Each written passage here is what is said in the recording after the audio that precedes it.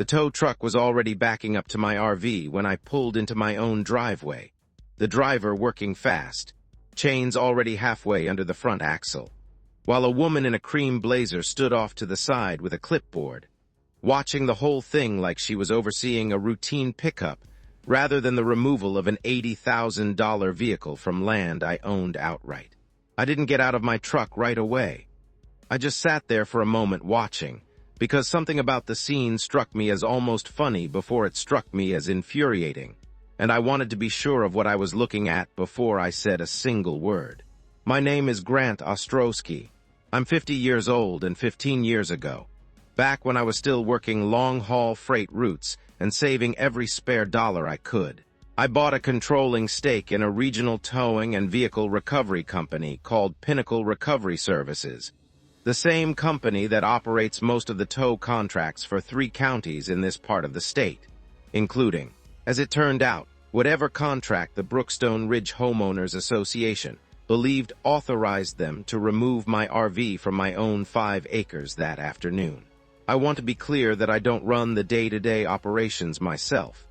I have a general manager who handles dispatch, billing, and client contracts, and I mostly stay out of it beyond reviewing quarterly numbers and occasionally stopping by the yard, which meant standing in my own driveway watching one of my own trucks hook up to my own RV. I was looking at a situation my own company had apparently gotten itself into without anyone bothering to check whose property they were actually driving onto.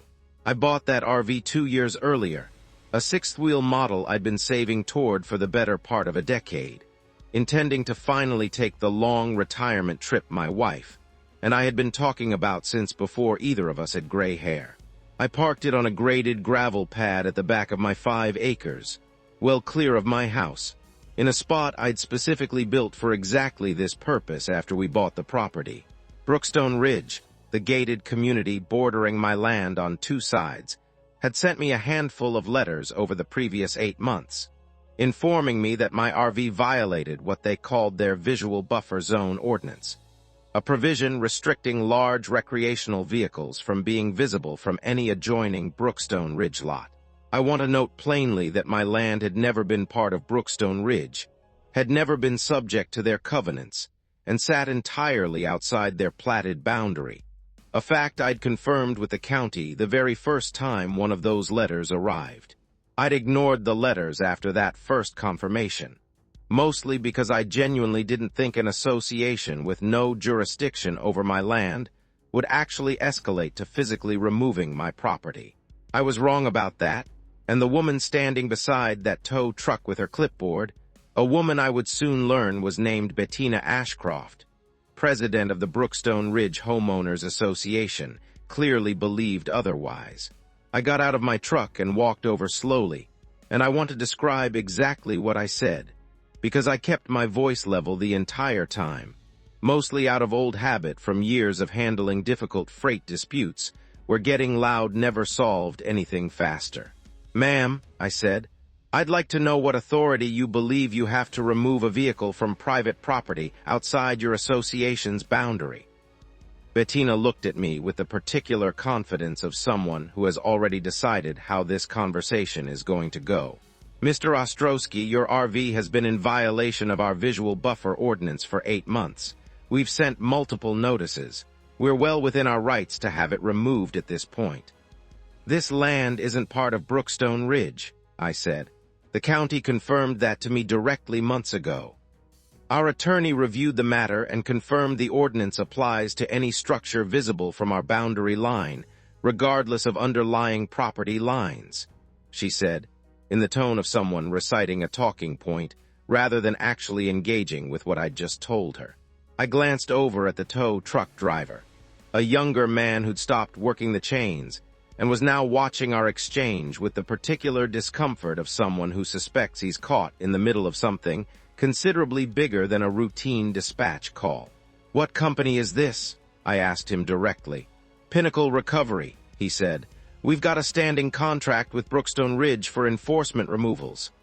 I want to explain what went through my mind in that exact moment because it wasn't anger yet, not really. It was the same steady, Almost clinical curiosity I used to bring to a load manifest that didn't quite add up during my freight years. I own Pinnacle Recovery. I know better than almost anyone exactly what our standard contracts require before we dispatch a truck for a residential removal, and a homeowners association ordinance covering land outside its own platted boundary was not, under any version of our own company's policy, sufficient authorization for anything. I need you to stand down on this, I told the driver. This vehicle isn't going anywhere today. Bettina's composure slipped for the first time. Excuse me, you have no authority to instruct their driver. I pulled out my phone, called my general manager directly, and asked her to confirm, right there in front of Bettina, exactly whose name sat on the ownership documents for Pinnacle Recovery Services. My general manager, a sharp, no-nonsense woman named Delphine Acaffer who'd run daily operations for nearly a decade, answered the question plainly, audible enough that Bettina could hear every word. Grant Ostrowski holds 60% ownership and serves as the company's controlling principal, Delphine said. Grant, is everything all right out there? I watched Bettina's face change in real time, moving through confusion, recalculation, and something considerably closer to alarm, as she processed the fact that the homeowner she'd just had a tow truck dispatched against happened to own the towing company itself. I'd like to understand, I said, once I'd hung up with Delphine, exactly how Brookstone Ridge secured a contract with my own company to remove vehicles from land outside your jurisdiction.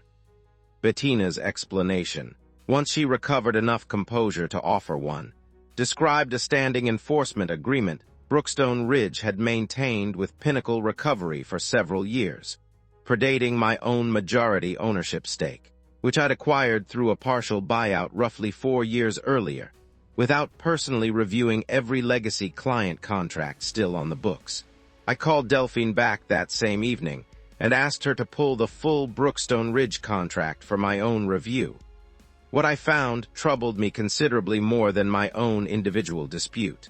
The contract authorized removals for vehicles violating association covenants, but contained no provision whatsoever addressing properties outside the association's own recorded boundary, meaning every single dispatch under that contract should have required, at minimum, a basic confirmation that the target vehicle actually sat on land subject to Brookstone Ridge's authority in the first place. How many dispatches have we run under this contract over the past year? I asked Delphine. She pulled the records within a day. 14 separate removals over the preceding 12 months, and cross-referencing the addresses against county parcel maps, 3 of them, myself included, involved properties sitting entirely outside Brookstone Ridge's platted boundary. I want to be fair and note that this wasn't a case of my own company knowingly participating in unauthorized removals. Our dispatchers had simply processed Brookstone Ridge's requests based on the association's own assertion that each vehicle fell under contract, the same way any towing company operates on the good faith representation of the client requesting the service, never independently verifying property lines for every single dispatch, unless something specifically flagged a concern. But good faith on my own company's part didn't change the underlying problem on Brookstone Ridge's end. Bettina's association had been directing tow removals against properties outside their own authority for at least a year, relying on my own company's standard practice of trusting client representations, and had very nearly succeeded in doing exactly that to me before I happened to own the very company they were using to do it. I called an attorney the following morning, a sharp, methodical woman named Perpetua Alderidge, who I'd used for corporate matters over the years, and laid out the full situation. She reviewed the contract, the county parcel records, and the list of prior removals, and called me back within 2 days. This is about as clean a case of overreach as I've seen, she told me. Brookstone Ridge has been directing your own company to remove vehicles from properties they had no legal authority over, and at least 2 other homeowners beyond yourself appear to have lost property to the exact same pattern. I asked her what I actually wanted to do about it, and I want to be honest that my instinct wasn't simply to walk away satisfied that my own RV had been saved. 2 other homeowners had already lost vehicles to tows my own company had, in good faith but mistakenly, carried out on Brookstone Ridge's behalf. Perpetua drafted a formal letter to the Brookstone Ridge Board, laying out the full pattern, the 3 properties outside the association's jurisdiction, and a demand that the association compensate every affected homeowner for the towing costs, storage fees, and any resulting damage from the improper removals, along with a formal termination of the standing contract between Brookstone Ridge and Pinnacle Recovery, effective immediately. The board called an emergency session once that letter arrived, and I attended, alongside Perpetua and one of the other affected homeowners, a retired mechanic named Fenwick Ose, who'd lost a work trailer to an identical removal 8 months earlier, and had simply paid the retrieval fee at the time, never realizing the tow had been improperly authorized in the first place. Bettina opened the meeting attempting to characterize the pattern as an unfortunate boundary interpretation dispute, rather than anything more serious. But a board member named Cassius Delgado, who I hadn't dealt with directly before, asked the question that settled the room's understanding fairly quickly. "Bettina," he said, "did the board ever verify that these 3 properties actually fell within our platted boundary before authorizing removal, or did we simply assume our own ordinance applied wherever we decided it should?" Bettina didn't have an answer that satisfied anyone in that room.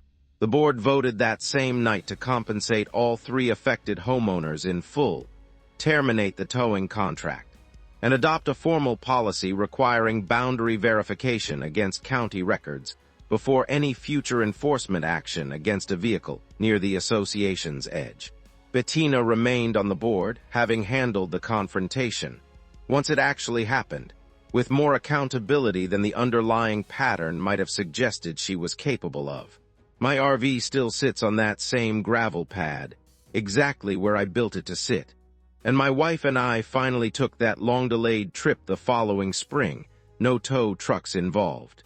I still own Pinnacle Recovery, still mostly stay out of daily operations, but I've made it a personal habit now to review every standing client contract at least once a year myself, a lesson that cost 2 of my neighbors a temporary loss of their own property before I finally learned it. If this story hit home for you, do me a favor and hit that like button. It genuinely helps this channel keep growing. And if you haven't already, go ahead and subscribe so you don't miss the next one, because there are plenty more stories just like this one still to come. Drop a comment down below and let me know what you thought of this one, or whether an HOA has ever tried to enforce a rule on land that was never actually theirs to control.